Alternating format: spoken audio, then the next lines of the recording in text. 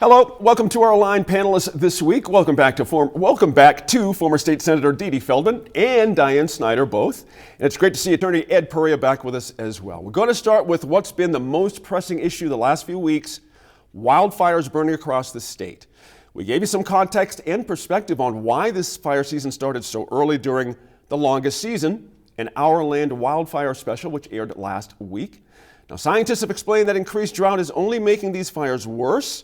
Governor Michelle Lujan Grisham has already issued an emergency order saying 93% of the state is currently dealing with severe drought conditions. The governor and state forest officials are asking for more resources and more fire crews.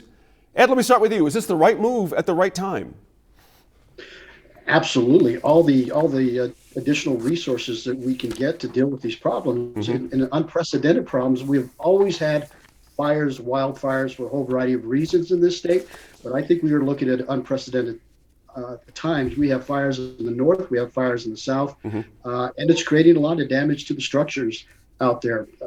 There apparently are issues with the number of firefighters who are available to fight these fires. So that's another manpower issue that we're dealing with. And the longer it takes to control any of these fires, the more destruction, environmental destruction, and destruction to private property it'll cause. And so this is definitely the right move. I think if it's the first, second, third steps, that's good, but we need a lot more efforts in which to bring people in, bring resources in, whether it's federal, whether it's sharing with other states, in order to get these fires under control. We are very early in the season, and so there's a lot more to go. So the more we do now, the better off we're going to be down the road. Good point. Senator Snyder, the governor requested 25 additional support officers to help coordinate emergency response. That's a good start, for sure.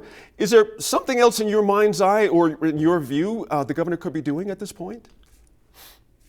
I think she's doing what she's legally allowed to do. Okay. The legislature, and I'm going to defer to Senator Feldman on all the details, because she was very active with several governors about getting some control over fireworks. But I did a little research. I wanted to check and see where New Mexico fit in nationally. And there's a wonderful studies, but this was from 2021. And the top 5 states do not include us. It's California, Oregon, Washington, Montana, and Texas. New Mexico is 11th at having the most wildfires. But the thing that absolutely struck me the most is that through their studies and collection of data, 85% of the fires are started by human beings or can be tied to an action of some, whether it's a campfire or a cigarette tossed. That's not all arson. It's unintentional fires started by human beings. And that scares me to death. I think about it and I go, how do we get people to be, we see some, even Smokey the Bear, all of the Smokey Bear, pardon me, not the in Smokey Bear, is how much more education can we do to get people to understand that they are responsible. They have an obligation when they go into our state forest or our national forest. They're talking and playing with everybody's future. And particularly when you're talking about the devastation of homes and livestock and families.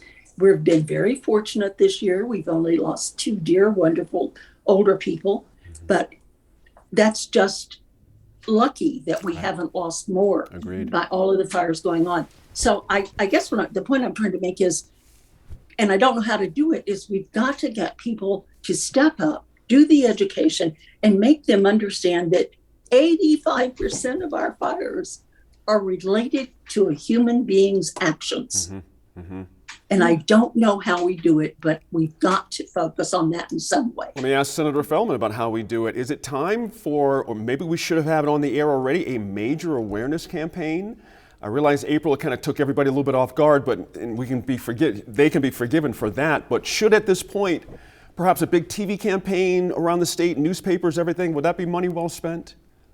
Yes, we should Yeah. we should be doing that, definitely. I think that, the Forest Service already does that. As Diane said, Smokey Bear is out there, but not enough.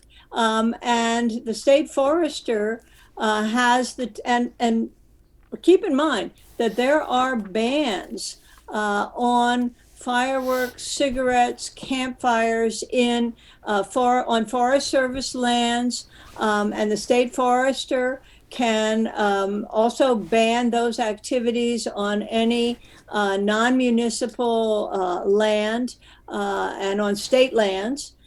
So there are requirements, but they are honored in the breach and are largely unenforced. I mean, it's one thing to have a public relations campaign, but it's another thing to enforce those regulations. That's right. And the Forest Service just doesn't have the personnel to do that. They're lucky to be able to field the firefighters to fight the fires, which are also, just to Ed's point, quite costly. Quite costly. Millions of dollars are spent for every one of these fires in fire suppression alone. Right. And that doesn't even count the other expenses of, emergency relief, insurance protection, all those other things that happen during a fire and in its aftermath. Ed, I want you to pick up on that. It seems to me, and this has been discussed before, this is not my idea, why does the federal government leave this up to states to fight their own, fires? Why don't we have a federal, I don't know, not a task force, but a federal something that they come in and actually do this? We pay them good tax money to do these kinds of things, and why don't they have all the planes, have all the fire suppression stuff at their disposal, ready to come in instead of leaving it for the governors to figure this out? You're right, Gene. The federal government puts it on the states. I mean, there is some federal support, and from time to time. But why can't they take the lead? I mean, you know what I mean? Why are they in a support position? Yeah, that's right, Gene. That's I guess in many cases there's the argument: what is the federal government's responsibility? What is the states? And I think somewhere down the line, a decision was made, and maybe the states wanted a little more control over how they deal with their fire situation. Because if you turn over more control on this issue to the federal government, then when it comes to burns and other things of managing the forest lands, that may remove some of the control from the state. So there may have been some issues in the back that just the federal government has taken a step back and allowed the states to do it. But the federal government is the resources. They do have the resources. And yeah, I would like to see a little more federal government involvement. I know they have become involved. I don't know why they have not become more involved. I mean, but they do, and they should be involved. Right. Senator Feldman, pick up on that if you would. I really think they are taking the lead. Okay. And they are, this is beyond one state's capability. Right. And that is why you see hotshot crews directed into those fire areas from other states. And and that's the U.S. Forest Service. And that is the federal government. And they set up incident command centers. There was one set up recently in Jemez for information on the Cerro Pelado fire. And they came and they give the local residents information about where the fire is, where it spreads, where the evacuations orders are. And so we have, over 1,000 firefighters now in the state of New Mexico, and many of them are from out of state. And that's due to the agreements that the Forest Service has in its wildland firefighting task forces and crews. But I'm curious, Senator Snyder, let me ask you this as well. I really don't hear a lot of senators, I don't want to put our senators under the bus here, but when fire season ends, it always seems like the discussion ends with it. And you never really hear like, well, you know what, this is getting worse. Here's our plan for next year. Here's our plan for the year after that. And I say particularly about the issue Ed brought up earlier, which is manpower. and these folks being paid $15 an hour to risk their lives going from fire to fire to fire. Where's the push in Congress to get better pay, recruit more firefighters, all that kind of stuff? Am I off here? I just never hear that during the off fire season. No, I think we're very human in the sense that we go, oh, it's gone. Now we can breathe for a few months.